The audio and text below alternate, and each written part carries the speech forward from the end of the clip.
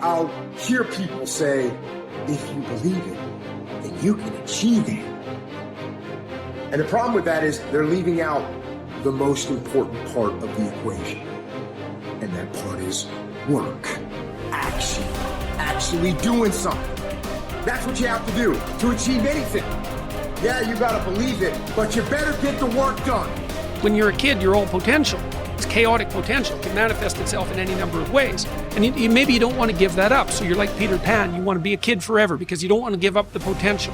And you look out in the world and all you see are Captain Hooks, who've lost a hand, who are chased by death because that's the clock in the crocodile. It's already got a taste of him. He's terrified by death and he's a tyrant. Well, I don't want to grow up to be that. So I won't be disciplined at all.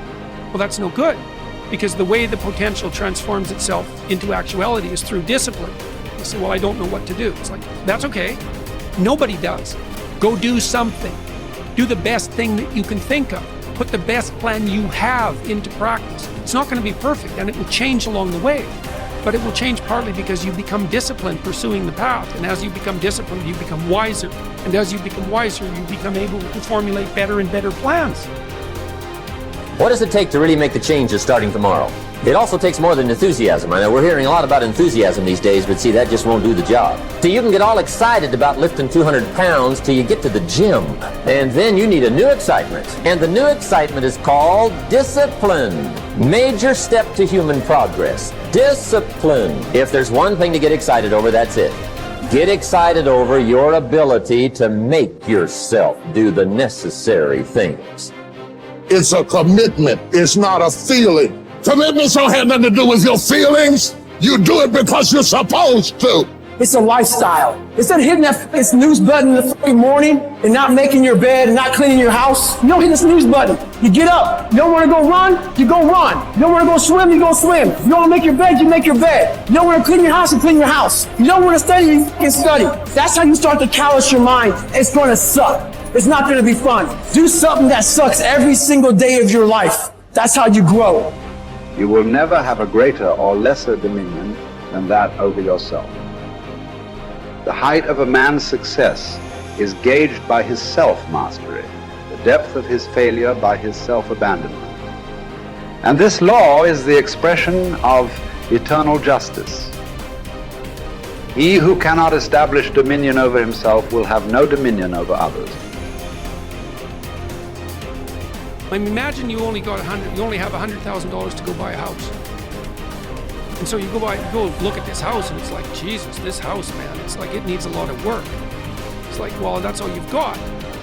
Well, are you going to pretend that the house is okay the way it is? Or are you going to look for where it's rotten and where the plumbing doesn't work and where the stove doesn't work? You have to go and look and see where everything needs to be fixed. And now it's like, that is harsh, man. And then in order to do that properly, someone has to have taught you, it's, look, you aren't your problems. Well, you are. You're most fundamentally that which, if it confronts its problems, can solve them.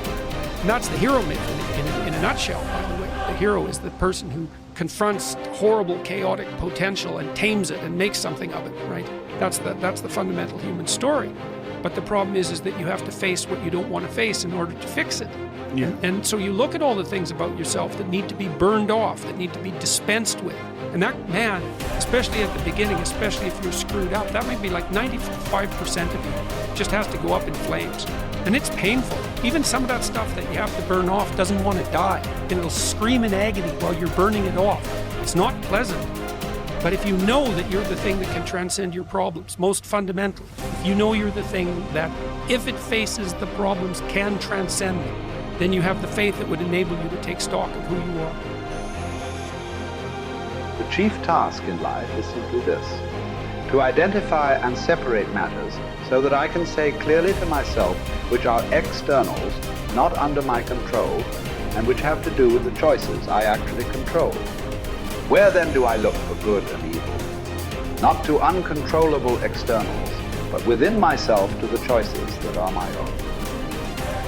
Remember that among the things over which we have complete control are the goals we set for ourselves. I think that when a Stoic concerns himself with things over which he has some but not complete control, such as winning a tennis match, he will be very careful about the goals he sets for himself. In particular, he will be careful to set internal rather than external goals. Thus, his goal in playing tennis will not be to win a match, something external over which he has only partial control, but to play to the best of his ability in the match, something internal over which he has complete control. By choosing this goal, he will spare himself frustration or disappointment should he lose the match. Since it was not his goal to win the match, he will not have failed to attain his goal as long as he played his best. His tranquility will not be disrupted. The disciplined mind conquers all obstacles and achieves greatness, for it remains steadfast in the pursuit of virtue, undeterred by distractions or temptations. Discipline is the bridge between dreams and reality, turning aspirations into accomplishment. It is the compass that guides us through the storms of life, keeping us on the path of righteousness. By mastering our desires and impulses, we harness the power to shape our destiny. Discipline is the foundation of character, the forge where resilience and strength are honed. It is through disciplined action that we transform ourselves, inch by inch, into the best version of who we can be. This is from 12 Rules for Life. Rule 4 is compare yourself to who you were yesterday, not to who someone else is today. Yes. Because you need to have a hierarchy of improvement. You need to be aiming for something, and that means you're going to be lesser than people who've already attained along that dimension. Yes. And that can give rise to envy. So the question is, who should you defeat in the final analysis? And the answer is, you should defeat your former self. You should be constantly trying to do that. And you're the right control for yourself too, because you're the one who's had all your advantages and disadvantages. And so if you want to compete fairly with someone, then you should be competing with you. And it is the case, and this is what we were talking about too with regards to the self-improvement of the fighter, is, well, if you're improving yourself, then what you are doing is competing with your lesser self. And then you might also ask, well, what is that lesser self? And that lesser self would be resentful and bitter and aggressive and vengeance-seeking and all of those things that go along with having a negative moral character. And those are things that interfere with your ability to progress as you move forward through life. So it's very necessary to understand that this is why, I've been stressing this idea of personal responsibility. It's like, well, personal responsibility is to compete with yourself, is to be slightly better than yourself the next day. Yes. And it better in some way that you can actually manage, and that's humility. It's right, like, well, I'm a flawed person. I've got all my problems. Could I be as good as person X? It's like, not the right question. The right question is, could you be slightly better tomorrow than your currently flawed self?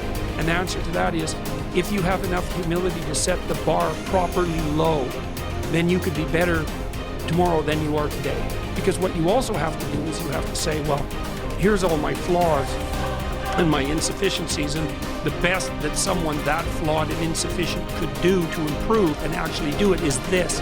And that's not worth going out in the street and celebrating with placards. It's like, well, this is why I tell people to clean the room. It's not going to brag to someone that you did that. But someone as insufficient as you might be able to manage it. And that means you actually are on the pathway to self-improvement, and you're transcending your former self. And you might say, well, what's the right way of being in the world, if there is such a thing? And it's not acting according to a set of rules. It's attempting continually to transcend the flawed thing that you currently are. And what's so interesting about that is that the meaning in life is to be found in that pursuit.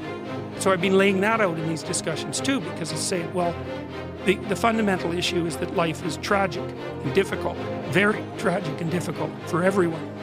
And it's also tainted by malevolence, because no matter how things are tragic and difficult, but there's always some stupid thing that you could do or someone else could do that could make it even worse than it has to be. So that's life. And you need an antidote to that, because that can embitter you. Constant contact with that. Just the tragedy, but the tragedy combined with betrayal and malevolence, that makes it even worse, especially if it's self-induced. Okay, so you need something to set against that so you don't get bitter and resentful.